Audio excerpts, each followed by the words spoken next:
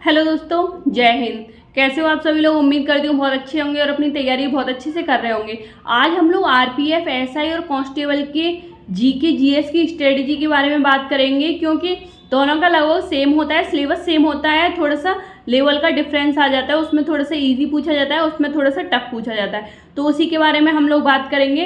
तो सबसे पहले आपको क्या करना है, सबसे पहले उसका सिलेबस मैं उम्मीद करती हूँ आप लोगों ने देख लिया होगा। उसके बाद आपको ना पीवाईक्यू ज़रूर लगाने हैं। पीवाईक्यू से आपको बहुत फ़ायदा मिलेगा। पीवाईक्यू से आपको ये पता चलेगा कि आपके क्वेश्चंस कहाँ से पूछे जाते हैं, कैसे पूछे जाते हैं, कितना डीप में पूछे जाते हैं, या फिर कोई टॉपिक है, जैसे कि हम उस टॉपिक से कोई टॉपिक है, कोई युद्ध है, जैसे कि हम ये युद्ध पढ़ रहे हैं कि ये युद्ध कब हुआ था, लेकिन उसमें पूछा जा रहा है कि ये तो युद्ध किन दोनों के बीच में हुआ था। जैसे कि यूपीएससी पूछता है कि ये युद्ध होने की वजह क्या थी, वो ये नहीं पूछता कि कौन सी ईयर में हुआ था, ये युद्ध हुआ क्यों था। तो ऐसे करके हमें पता होना चाहिए कि हमारा सिलेबस में पूछा क्या जाता है।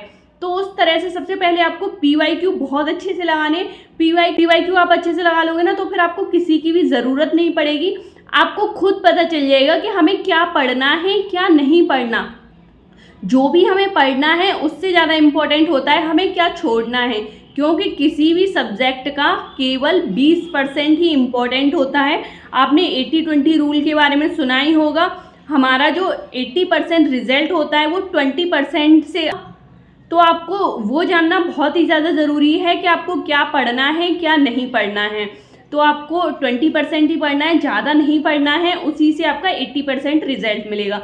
तो आपको कैसे पढ़ना है, सबसे पहले आपको ना किसी भी टीचर से, जिससे भी आप पढ़ रहे हो, मुझे उम्मीद है कि आप किसी न किसी से पढ़ रहे होंगे, हर सब्जेक्ट ऑनलाइन पढ़ रहे होंगे, या फिर आपने कोई कोर्स ले रखा होगा, या फिर आप ऑफलाइन कोचिंग में पढ़ रहे होंगे, या फिर आप सेल्फ स्टडी कर रहे होंगे। तो मैं जैसे पढ़ती थी जीके, तो मैं उसका बताती हूँ। तो आपको ना रिवीजन, जैसे हम जीके ना पढ़ते, तो आप कितनी भी किताबें लाओ, पढ़ने में कुछ नहीं है। स्पीड की किताब उठा लो, लूसेंट की किताब उठा लो। आज भी हम नोवेल पढ़ते हैं, 10-10 पेज, 50-50 पेज एक दिन में पढ़ लेते हैं, लेकिन वो याद रहने चाहिए। वो याद कैसे रहेंगे, उन्हें हम लंबे टाइम तक याद कैसे रख सकते हैं, बात इसकी है। क्योंकि पढ़ने से कुछ नहीं होगा जब तक अगर आप उनका रिवीजन नहीं करोगे, तो आप कितना भी पढ़ लो, कितनी भी बुक्स को पढ़ लो, कोई भी फायदेमंद नहीं होगी अगर आप उनका रिवीजन नहीं करोगे। तो रिवीजन के लिए हमें पढ़ना कैसे है, हमें बुक्स से पढ़ना है, लेकिन बुक्स पे ही डिपेंडेंट नहीं रहना है। हाँ, आपको ना नोट्स बनाने होंगे। नोट्स इज़ वेरी इंपॉर्टेंट, और आपको नोट्स मतलब हैंड रिटन फॉर्म में नहीं बनाने होंगे। जैसे कि आपकी पूरा पेज भर रहा है, तो वो काफ़ी नोट्स हो जाएंगे, आप उन्हें रिवाइज नहीं कर पाओगे। कोई रिवाइज नहीं कर पाता, एग्जाम से पहले आप उन्हें रिवाइज नहीं कर पाओगे, और अगर आप उन्हें रिवाइज नहीं कर पाओगे तो पढ़ने का कोई भी फ़ायदा नहीं है। तो आपको रिवीजन ऐसे नोट्स बनाने हैं अपने, जिससे कि आप उनका रिवीजन कर सको। तो मैं जैसे पढ़ती थी, मैं उसका एग्जाम्पल बताती हूँ।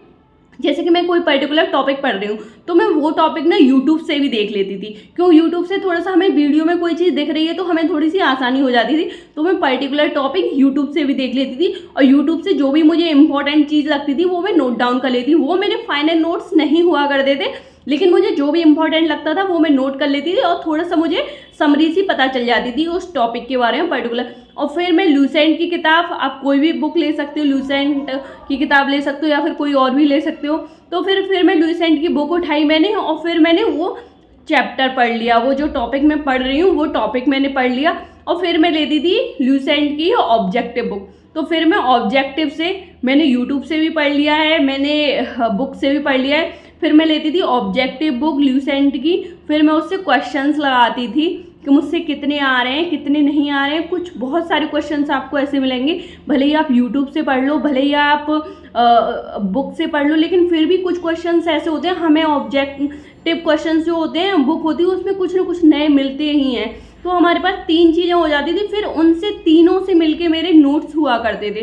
फिर मैं उन तीनों से मिला के अपने नोट्स बनाती थी, और मैं नोट्स रिटन फॉर्म में नहीं बनाती थी, मैं उन्हें बनाती थी माइंड मैपिंग फॉर्म में। मैं क्या करती थी, जो पर्टिकुलर टॉपिक होता था उसे लिख लेती थी, फिर उससे रिलेटेड मुझे जो भी याद आ रहा है, जैसे कि कोई भी टॉपिक आप ले लीजिए, राष्ट्रपति वाला टॉपिक ले लिया मैंने, तो मैंने राष्ट्रपति लिख लिया अपनी कॉपी पे। फिर मुझे जो भी याद आ रहा है उसका रिलेटेड आर्टिकल याद आ गया, आर्टिकल लिख दिया। आप एक पेज लीजिए, आर्टिकल लिख दिया, कौन नियुक्त करता है, किसको त्यागपत्र देता है, जो भी XYZ उसके में जो भी याद आ रहा है उससे लिख दो, फिर उन्हें रिलेट कर दो। इससे ना आपको रिवीजन करने में बहुत ज़्यादा फायदा होगा और आपके जो नोट्स बनेंगे ना, इस तरह से आपके जो नोट्स बनेंगे उसमें आपका मतलब दोबारा आपको किसी भी टीचर से पढ़ने की ज़रूरत नहीं होगी, ना ही आपको बुक उठाने की ज़रूरत होगी, ना ही आपको ऑब्जेक्टिव वाली उठाने की ज़रूरत होगी। मतलब आपकी इतनी सारी चीज़ों के नोट्स बस आपके एक पेज में ख़त्म हो जाएंगे। एक पेज में हुआ करते थे एक पूरे टॉपिक के नोट्स, और इन्हें रिवाइज़ करना बहुत ईजी होता है। आप बस 3-4 दिन बाद इन्हें रिवाइज़ कर लो, फिर आप नया टॉपिक पढ़ रहे हो, फिर 3-4 दिन वो हमेशा के लिए याद हो जाते थे। तो आपको इस तरह से अपने नोट्स बनाने हैं, क्योंकि अगर नोट्स का रिवीजन नहीं किया जाएगा तो नोट्स किसी भी काम के नहीं है। तो नोट्स हमेशा उसी तरह के होने चाहिए जिनका हम रिवीजन कर सकें। तो आपको जीके इस तरह से पढ़नी है, जैसे कि सबसे पहले आपको PYQ बहुत इंपॉर्टेंट है, PYQ से आपको पता चलेगा। फिर आपको अपनी एक बुक लेनी है, एक ऑब्जेक्टिव वाली बुक लेनी है, और जो पर्टिकुलर टॉपिक पढ़ रहे हो वो आप यूट्यूब पे भी देख लो। ज़रूरी नहीं है कि आपने कोई कोर्स खरीद रखा हो, ऐसे ही हर चीज़ की क्लास पढ़िए यूट्यूब पे भी देख लो।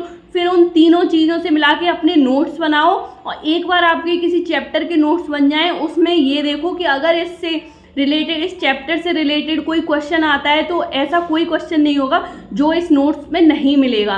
तो वो सारी चीज़ें लिख लो, बस पॉइंट में लिखनी है आपको। ऐसे नहीं लिखने हैं आपको कि राष्ट्रपति इस आर्टिकल में है, राष्ट्रपति लिख लिया और बस आर्टिकल लिख लिया, खुद ब खुद याद रहता है। आप खुद इतनी चीज़ों से रिसर्च करके अपने नोट्स बनाओगे तो खुद ब खुद याद रहता है, और उन नोट्स को रिवाइज करना बहुत ईजी होता है। और मैं अगली वीडियो में कोशिश कर रही हूँ, मैंने कुछ इंपॉर्टेंट टॉपिक्स लिख भी लिए हैं, तो जो RPF SI में जो इम्पोर्टेंट टॉपिक्स थे या कांस्टेबल में जो इम्पोर्टेंट टॉपिक्स थे उनके बारे में वीडियो बनाऊंगी, जो भी इम्पोर्टेंट टॉपिक्स। तो अभी आपके एग्ज़ाम की डेट आई नहीं है, आपके पास सफिशिएंट टाइम है, आप आराम से अपनी तैयारी कर सकते हैं, आराम से अपने नोट्स बना सकते हैं। और नोट्स एक बार ही ऐसे बना लीजिए कि बार बार किसी बुक को या फिर यूट्यूब चैनल को या फिर किसी और चीज़ को देखने की ज़रूरत ना हो। उम्मीद करती हूँ आपके लिए वीडियो हेल्पफुल रही होगी। अगर वीडियो पसंद आई हो तो वीडियो को लाइक करना, चैनल को सब्सक्राइब करना। मिलते हैं अगली वीडियो में। Thank you so much.